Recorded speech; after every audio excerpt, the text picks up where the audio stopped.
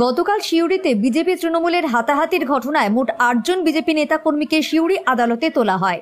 ধৃতদের মধ্যে একজন সমরেশ ঘোষকে পুলিশ ৭ দিনের হেফাজতে চায়, কিন্তু আদালত ২ দিনের পুলিশ হেফাজতের নির্দেশ দেয়।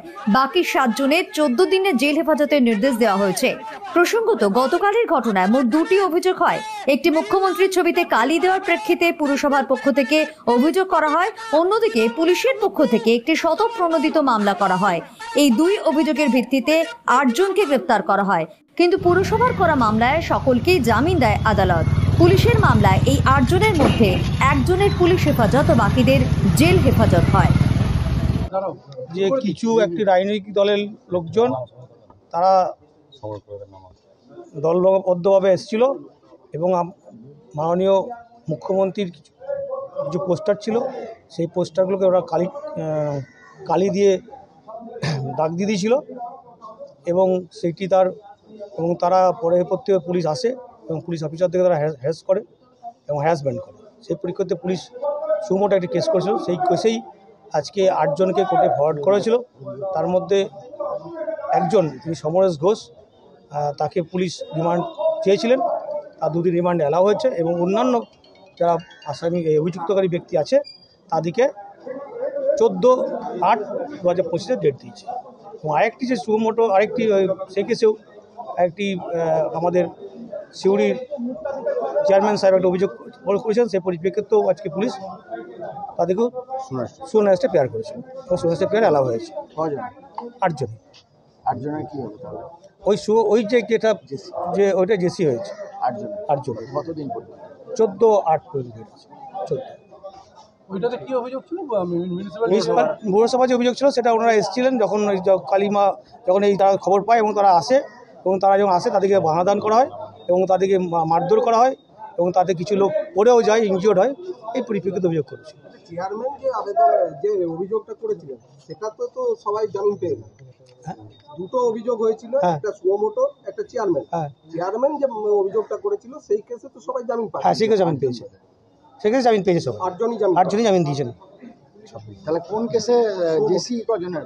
জেসি হয়ে যেটা পুলিশ সুমোটো কেস করেছিলেন, যেটা কেসে পুলিশ পার্সোনালকে হ্যাকেল করেছিল, সেই কেসটা যেটা করেছিল সেই কেসটাতে আজকে পুলিশ আমাদের সিজিএম কোর্ট তাদের বেল পেয়ার রিজেক্ট করেছে এবং 14/8 ডেট দিয়েছে 8 জনের। আর একজনের পিসি অ্যালাউ হয়েছে। আপনার নাম? মানে বিকাশ পৈতুল। দেখুন, আজকে সিউড়ি থানার 2টি কেস, যেটাতে একটা হচ্ছে সিউড়ি পিএস কেস নাম্বার 444 আর এটা হচ্ছে সিউড়ি পিএস কেস নাম্বার 443। এই দুটিতে 8 জন বিজেপি কর্মীকে অ্যারেস্ট করে কোর্টে ফরওয়ার্ড করা হয়েছিল এবং আজকে যেহেতু ছুটি অবকাশ, সেই কারণে রিমান্ড ফাইলের যিনি ছিলেন আমাদের লান্ডের সিজিএম তার কাছে ফরওয়ার্ড করা হয়েছিল। সেখানে যাই হোক, যে ধারা সেখানে দেয়া হয়েছিল নতুন ফৌজদারি আইনে অনুযায়ী, সেই ধারাতে পুলিশ অ্যারেস্ট করার উচিতই নয় বিশেষ কারণ ছাড়া। এবং এখানে এই 4 জন আসামির আইনজীবী হিসেবে আমার মনে হয়েছে যে এখানে অ্যারেস্ট করার মতো কোনো গ্রাউন্ড ছিল না, যেহেতু তারা বিরোধী রাজনৈতিক দলের সদস্য বা বিরোধী রাজনৈতিক দলের সমর্থক, সেই কারণে তাদেরকে হয়তো অ্যারেস্ট করা হয়েছে। যাই হোক, এবং এই 8 জনের মধ্যে আর একজনকে, সমরেশ বলে একটি ছেলেকে, পুলিশ রিমান্ডেও চাওয়া হয়েছিল এবং সেটা আমাদের লান্ডের সিজিএম কোর্ট আদালত অ্যালাউ করেছেন, 2 দিনের জন্য অ্যালাউ করেছেন। 5 তারিখ তাকে আবার হবে এবং বাকিদের জেল হেফাজত অ্যালাউ করেছেন। 2টি মামলা দায়ের হয়েছে। একটা হচ্ছে সিউড়ি মিউনিসিপ্যালিটির তরফ থেকে আর একটা পুলিশ তাতে সবার জামিন হয়েছে। তাতে 8 জন আজকে ফরওয়ার্ড করেছে 8 জন, আরও এফআইআর এর নাম আছে, আমরা কপি পেলে বুঝতে পারছি। বিজেপি জেলা সভাপতি তাদেরকেও পুলিশ আটক করেছিল, তাদেরকে কিন্তু আদালতে এখনো পাঠায়নি। হ্যাঁ, এটুকু আমরা জানতে পেরেছি, তাদেরকে আদালতে পাঠায়নি। দেখুন, সেরকম কোনো ইনফরমেশন আমাদের কাছে নেই যে তারা অ্যারেস্ট আছেন কিনা। গতকাল তাদেরকে আটক করা হয়েছিল, এখন আমরা থানায় যাব খবর নেব। সেটা আমরা থানায় না গিয়ে ইনফরমেশন পাবো না, ইনফরমেশন না পেয়ে বলা উচিত নয়, কিন্তু তাদেরকে এখনো অ্যারেস্ট দেখানো হয়নি বা আদালতে পাঠানো হয়নি। আমার নাম সোমনাথ মুখার্জি, আমি এই যাদের আসামি।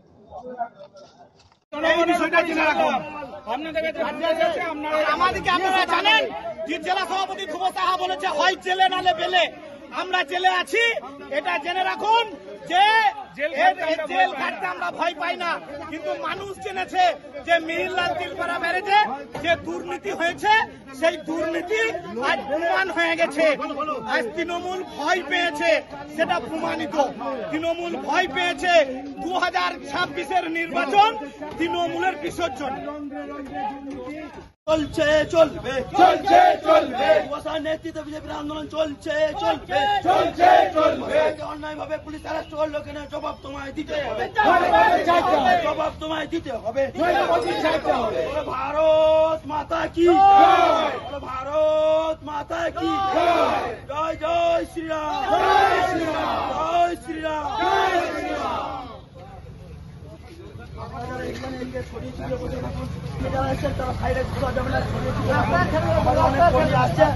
আমরা পদক্ষেপ নেব, কি করতে হবে।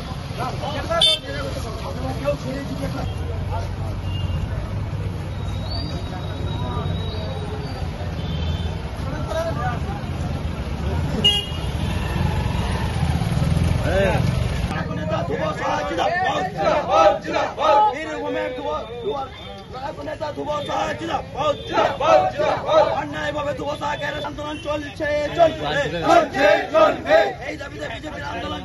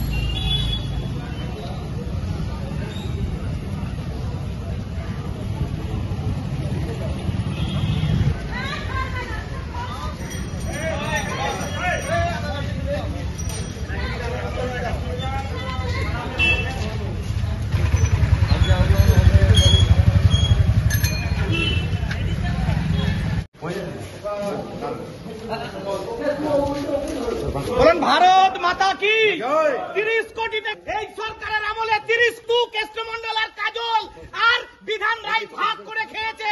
আপনারা জেনে রাখুন, আমাদের সভাপতি ধ্রুব সাহা বলে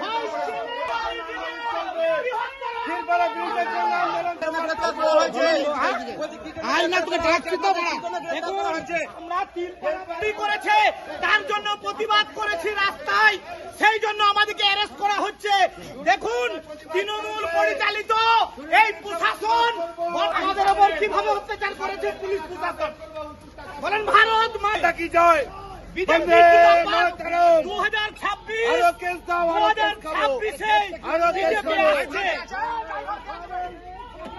জোরে দুর্নীতির খোলসা হবে।